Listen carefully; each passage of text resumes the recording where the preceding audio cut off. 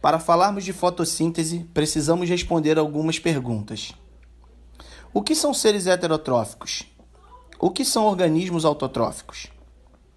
Seres heterotróficos são aqueles que necessitam de outros organismos para adquirir energia, ou seja, não são capazes de metabolizar seu próprio alimento. Sendo assim, necessitam consumir, via alimentação, moléculas orgânicas produzidas por organismos autotróficos. Os organismos autotróficos são aqueles capazes de produzir moléculas orgânicas em forma de açúcares, através do carbono atmosférico, da energia luminosa e da água. De que maneira a luz participa da fotossíntese? As plantas são indivíduos autótrofos e utilizam a energia luminosa a fim de impulsionar a cascata de reações que terminam na produção de açúcares orgânicos, na forma de sacarose. A luz é uma mistura de cores. Se passada através de um prisma, ela se separa e é possível enxergar uma pequena porção do amplo espectro eletromagnético da qual ela é composta.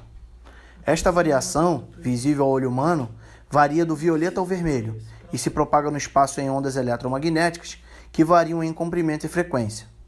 Desde o comprimento mais curto, o violeta, medindo 380 nanômetros e de elevada frequência, até o mais longo e de menor frequência, medindo em torno de 750 nanômetros, o vermelho. Para os organismos fotossintetizantes, nesse caso as plantas, a utilização da luz só é possível graças à ação dos pigmentos. Os pigmentos são substâncias capazes de absorver luz. Alguns pigmentos têm a capacidade de absorver todos os comprimentos de onda que compõem o espectro luminoso, e os olhos humanos conseguem identificar o padrão de cor preta. Porém, a grande maioria dos pigmentos absorve apenas parte dos comprimentos de onda emitido pela luz e reflete os comprimentos que não são absorvidos. Deste modo, podemos concluir que a clorofila, o pigmento que dá cor verde às folhas, reflete principalmente a parte do espectro que enxergamos como cor verde.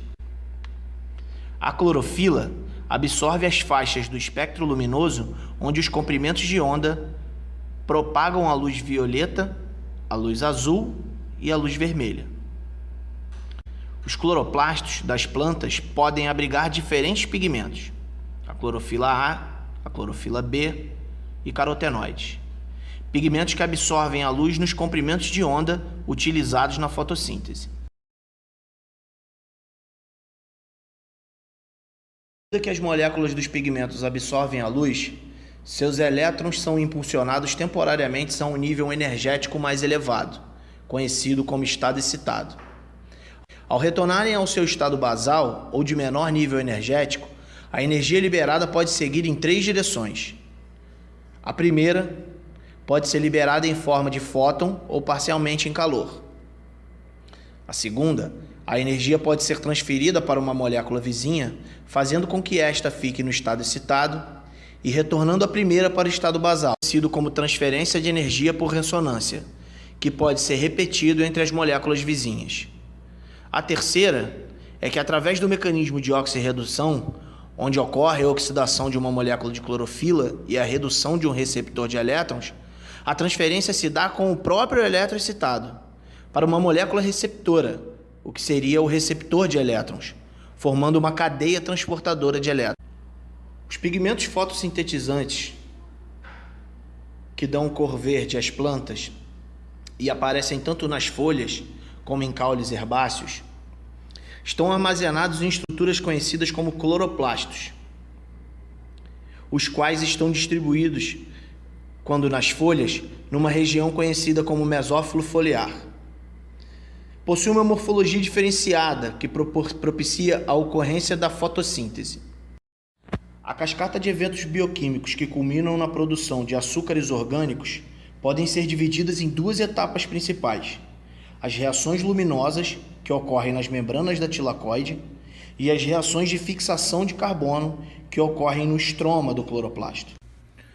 As reações luminosas, que ocorrem nas membranas do tilacoide, e também conhecidas como reações fotoquímicas, consistem na absorção da energia luminosa e na transferência dessa energia por ressonância. Essa energia é direcionada a um centro de reação, onde ocorrerá a fotólise da água, ou a quebra da molécula de água, gerando prótons, elétrons e oxigênio.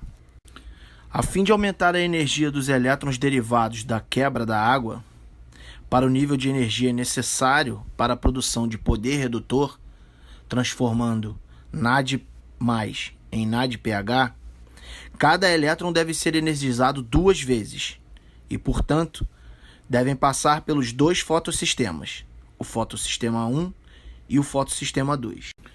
Após serem excitados, os elétrons de maior energia devem passar para níveis de energia menor e, para tanto, deslocam-se via cadeia transportadoras de elétrons. Esse movimento promove o bombardeamento de prótons através da membrana do tilacoide para dentro do lúmen do tilacoide. Esse bombardeio de prótons acontece durante a quebra da água e durante a transferência de elétrons entre os diferentes transportadores, produzindo o que conhecemos como gradiente de prótons, sendo esse essencial para a formação de ATP. A fase fotoquímica é responsável por gerar energia e poder redutor para a etapa seguinte. Um dos fatores preponderantes para que ocorra a fotossíntese é que haja disponibilidade de CO2. As plantas, através dos estômatos, captam o CO2 atmosférico e o transformam em esqueletos de carbono. Nesse processo, a abertura estomática faz com que a água presente no interior da planta saia na forma de vapor d'água. Para exemplificar isso, a gente fez um pequeno experimento em que, ao ensacar um pedaço de folha, a gente consegue ver que durante o processo de fotossíntese a água sai e se condensa na superfície do saco plástico. Eu vou abrir o saco plástico para que a gente possa ter uma visão melhor. Essa água que está aqui no plástico, ela saiu na abertura, quando houve abertura estomática para a captura do CO2. A esse processo dá-se o nome de transpiração. E é uma das maneiras que a gente tem de exemplificar a abertura estomática para a captação de CO2 nesse processo de fotossíntese.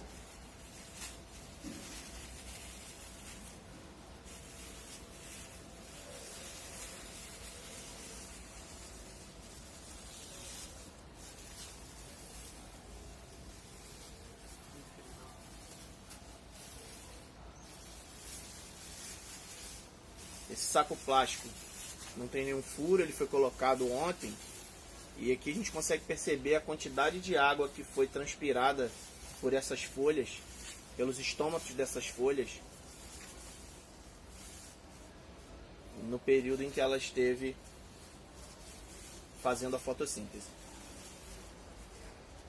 Nesta etapa, o CO2 atmosférico, adquirido através dos estômatos, será incorporado a esqueletos de carbono, através do ciclo de Calvin, onde culminarão na síntese de açúcares, amido, aminoácidos e ácidos graxos. Esses açúcares podem ser chamados também de fotoassimilados e, portanto, serão transportados no interior das células dos vegetais a fim de nutrir outras células, os frutos, as flores e os demais órgãos e organismos que necessitam de esqueletos carbonos para o seu metabolismo.